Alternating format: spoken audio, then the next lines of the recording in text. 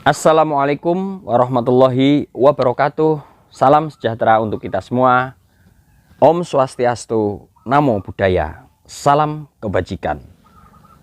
Pemirsa Parandoro dimanapun Anda berada, berjumpa kembali bersama kami Cah Bejo YouTube channel, saluran yang akan membahas tentang kebudayaan, tentang adat istiadat dan sejarah Nusantara. Pada pagi hari ini kami menjumpai Anda kembali akan membahas tentang kebudayaan dan sejarah seputar burung perkutut. Apa keterkaitan antara burung perkutut dengan sejarah sebuah tempat yang saat ini saya sedang berdiri, yaitu berada di Kabupaten Kudus, tepatnya Kabupaten Kudus bagian selatan berbatasan dengan Kabupaten Pati. Yang jelas, kita akan belajar banyak tentang sejarah yang berkaitan dengan tangguh burung perkutut. Tanpa berlama-lama, mari kita ikuti pembahasan tentang sejarah kerajaan-kerajaan di Kabupaten Kudus dan sekitarnya, kemudian keterkaitannya dengan tangguh burung perkutut, terutama burung perkutut lokal Jawa. Baiklah, mari kita ikuti pembahasannya.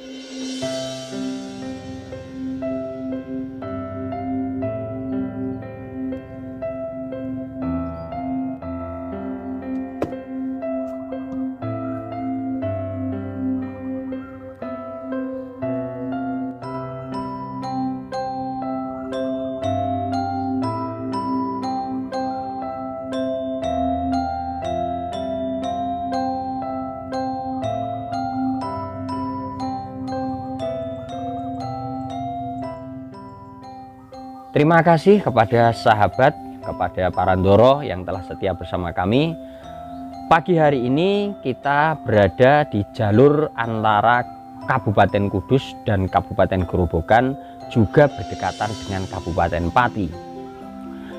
Tempat ini yang jelas sangat menyimpan sejarah panjang, apalagi jika kita berbicara keterkaitan dengan tangguh burung perkutut. Pada kesempatan yang telah lalu, kita pernah membahas apa perbedaan antara tangguh pada burung perkutut, kemudian katuranggan pada burung perkutut, dan jenis suara manggung pada burung perkutut. Nah, kita tidak akan membahas secara detail tiga hal tadi, tapi kita akan lebih membahas tentang keterkaitan sejarah budaya tangguh pada burung perkutut dengan sugesti pada seseorang mengapa ingin memelihara burung perkutut dengan tangguh tertentu. Nah, Parandoro, katuranggan pada burung perkutut dan tangguh pada burung perkutut ini adalah dua hal yang sering dianggap sebagai hal mistis. Mitologinya ini, itu, dan sebagainya. Nah, namun sebenarnya apabila kita menggunakan nalar pikir logika, hal yang paling tepat untuk menggambarkan dua hal tersebut adalah bahwa yoni atau katuranggan dan tangguh pada burung perkutut itu bukan sesuatu yang tahayul, melainkan bisa kita pertanggungjawabkan secara nilai sejarah kebudayaan. Kami dapat mengatakan seperti ini, walaupun ini pendapat pribadi dari kami, nanti bisa kita diskusikan. Pertama, kita harus tahu dulu apa sebenarnya perbedaan antara katuranggan pada burung perkutut dan tangguh pada burung perkutut. Tentunya yang berkaitan dengan burung perkutut lokal, khususnya di tanah Jawa. Katuranggan, para penghobi sering membicarakannya. Banyak sekali jenis katuranggan, dan kita juga telah paham bahwa katuranggan lebih ditekankan pada ciri fisik yang tidak dimiliki oleh burung perkutut lain. Karena katuranggan berasal dari kata katur dan onggo. Katur yaitu berita atau informasi, dan onggo itu angga adalah badan atau tubuh. Jadi informasi tentang tubuh pada burung perkutut. Nah, kemudian kemudian dalam perkembangannya kata Katuranggan disematkan pada burung perkutut dengan ciri mati khusus. Nah, beda enggak dengan tangguh pada burung perkutut? Nah, kalau tadi Katuranggan adalah berkaitan dengan ciri fisik atau ciri mati pada burung perkutut, sedangkan kalau tangguh burung perkutut itu cenderung menuju kepada asal tempat habitat hidup burung perkutut tersebut. Nah, dalam kitab atau primbon burung perkutut dan sejarah panjang tentang hobi kegemaran burung perkutut, para senior, para leluhur membagi tangguh burung perkutut itu menjadi kurang lebih 5 tangguh. Yang pertama adalah tentu tangguh Mataram atau tangguh Mataraman. Yang kedua adalah tangguh Demak. Yang ketiga adalah tangguh Tuban. Yang keempat adalah tangguh Mojopahit. Dan yang kelima adalah tangguh Pajajaran. Di antara 5 tangguh pada burung perkutut tersebut, kami merasa ada sesuatu yang dapat dikatakan yang namanya ilmu pengetahuan itu selalu mengalami perkembangan, dan sejarah adalah sebuah informasi yang patut selalu kita gali dan kita gali. Siapa tahu akan ada pendapat-pendapat baru yang menyertainya. Misalkan saja kita kembali ke Katuranggan dan tangguh pada burung perkutut. Katuranggan dan tangguh, misalnya Katuranggan burung perkutut kantong semar, tangguhnya Mataraman. Nah, artinya burung perkutut dengan Katuranggan kantong semar tersebut berasal dari daerah Mataraman yang meliputi Yogyakarta dan wilayah sekitar Kedu. Meliputi ada Banyumas, ada Wonosobo, ada Magelang, ada Temanggung, bahkan sampai Cilacap. Itu daerah Mataraman, sehingga tangguhnya tangguh Mataraman, Katuranggannya adalah kantong semar. Sehingga hal ini mampu memunculkan informasi Katuranggan kantong semar, tangguhnya Mojopahit. Bisa saja seperti itu. Nah, artinya burung perkutut berkaturanggan kantong semar, tangguhnya bukan Mataraman tadi, melainkan Mojopahit. Berarti berasal dari daerah Mojopahit, yaitu sekitar daerah Jawa Timur Selatan, meliputi Mojokerto, kemudian Mojo Agung atau Jombang, kemudian ada Wengker atau Ponorogo, bahkan sampai ke Blambangan atau Banyuwangi. Nah, itu kalau kita membedakan antara perbedaan Katuranggan dengan tangguh. Nah, sahabat, kita berlanjut. Jika kita berbicara mengenai tangguh pada burung perkutut, nah, saya sangat tertarik karena memang kami beraktivitas di sekitar daerah lereng Muria. Tentunya di sekitar eks Karisdenan Pati ini terdapat sesuatu yang menurut kami bisa kita diskusikan atau kita ambil manfaat dari informasi sejarah-sejarah yang telah lampau. Nah, di tempat saya saat ini berada merupakan tempat yang menjadi saksi, yaitu di mana kejayaan kerajaan Islam pertama di tanah Jawa, yaitu Kerajaan Demak Bintoro berada. Tepatnya kurang lebih pada abad ke-15. Tentunya kita semua sudah tahu di mana abad tersebut merupakan abad peralihan drastis dari Kerajaan Majapahit menuju ke kerajaan Islam pertama di tanah Jawa, yaitu Kerajaan Demak. Walaupun banyak pro dan kontra, banyak pendapat, banyak silang pendapat ini dan itu, mau tidak mau kalau belajar sejarah kita harus legowo dan netral mensikapinya. Namun kami mengaitkannya dengan tangguh pada burung perkutut.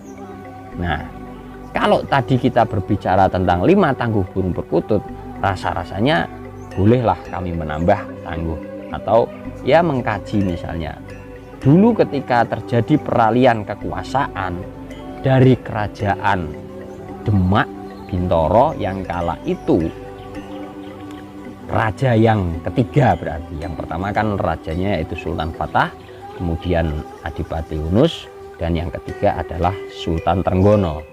Nah, Sultan Trenggono ini mempunyai beberapa orang putra.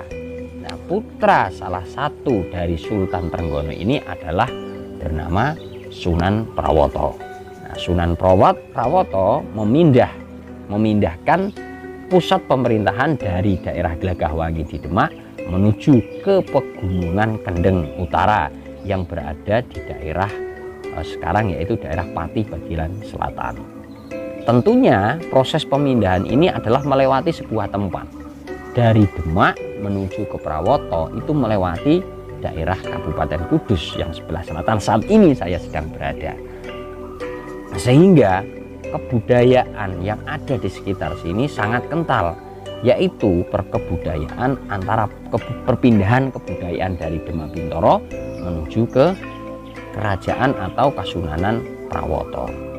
Nah, saat itu memang setelah Sultan Trenggono wafat, tentunya kepemimpinan diserahkan kepada putra beliau yang bernama Raden Bagus Mukmin, atau yang kemudian hari dikenal dengan sebutan Sunan Prawoto.